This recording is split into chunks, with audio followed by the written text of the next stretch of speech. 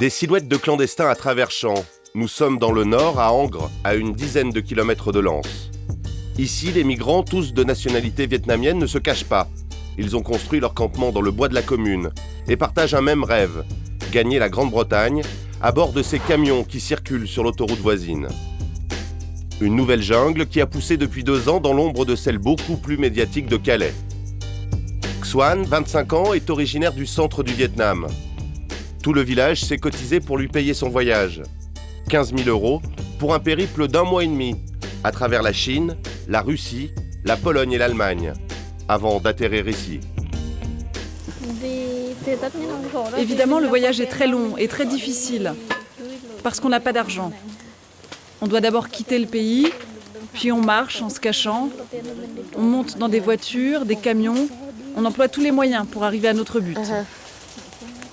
Avant d'arriver ici, personne ne se connaissait.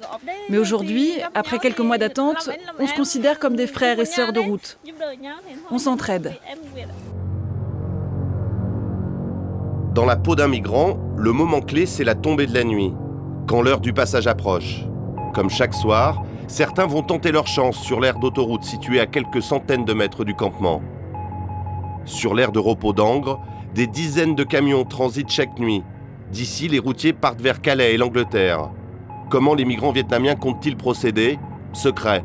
Aucun des candidats n'acceptera d'être suivi. Les réseaux de passeurs imposent une stricte loi du silence. Seule certitude, personne n'embarquera cette nuit-là. Au petit matin, l'ambiance est au découragement. Je ne pensais pas que ce serait si dur. La vie ici est vraiment insupportable. Je suis paralysé par le froid, je n'arrive pas à dormir, même avec des couvertures. J'ai mal partout. Vous savez, il faut vraiment faire le plein de force avant de tenter le dernier passage. Heureusement, il y a les bénévoles du village. Même si nous ne parlons pas la même langue et que nous n'avons rien à donner en retour, ils nous aident à survivre. 10 heures, c'est l'arrivée des bénévoles du village, véritables anges gardiens de la jungle. Comme chaque jour, à tour de rôle, ils viennent ravitailler les migrants. Parmi eux, Annick, une infirmière qui vient depuis 3 mois effectuer ce qu'elle appelle sa médecine de brousse. Il n'a pas assez de misère, il faut qu'il aille se faire un piercing tout seul, cet imbécile. Le Pas-de-Calais, c'était une terre d'accueil au départ, même si on ne les prend pas chez nous, puisque de toute façon on ne peut pas. On n'a pas le droit de les prendre et de ne pas les considérer comme des gens, comme des êtres humains. Dans la forêt d'Angre, le délit de solidarité, on ne connaît pas. Tout le village soutient ces migrants. Exemple, la distribution d'eau. Aujourd'hui, c'est au tour de Pierre et Ludo, 2 habitants, d'aller remplir les bidons pour éviter aux Vietnamiens de se faire trop repérer. Eux, leur souci, c'est d'être discrets.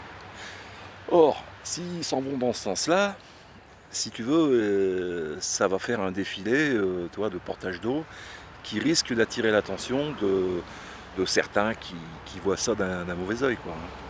Ce qui est formidable, c'est quand même le réseau qu'on a réussi à tisser autour. Il y a quand même aujourd'hui entre 50 et 100 personnes qui travaillent pour aider, pour faire en sorte qu'il y ait un petit quelque chose, quoi. On dit que le Français est de plus en plus égoïste, soucieux de son confort, de ses vacances, sa bagnole. Et puis quand il y a un truc comme ça, c'est pas la même réaction. S'il s'en va, on va être malheureux. Le samedi après-midi, c'est jour de douche. Les migrants quittent leur forêt, direction le gymnase municipal, où les attend un comité d'accueil. Il fait bien.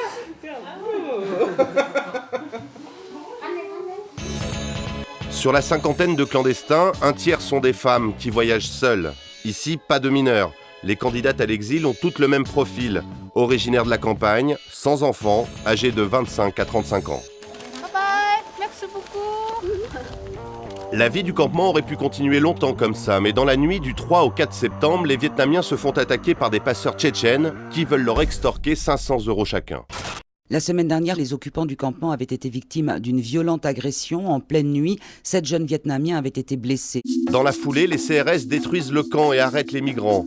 Les riverains se mobilisent et organisent une manifestation en solidarité avec leurs clandestins. Et marche, marchons, marchez, marche pour les exilés. En tête de cortège, l'ancienne sénatrice Maryse Roger-Coupin, maire d'Angre. Angre a la chance ou la malchance, ça dépend du point de vue où on se place. d'avoir une aire de repos sur la A26, à une encablure de Calais, et d'un possible embarquement vers la terre promise, l'Angleterre. Un grand bravo et un grand merci à ces hommes et à ces femmes qui, bravant la loi, se mobilisent depuis des mois pour leur venir en aide.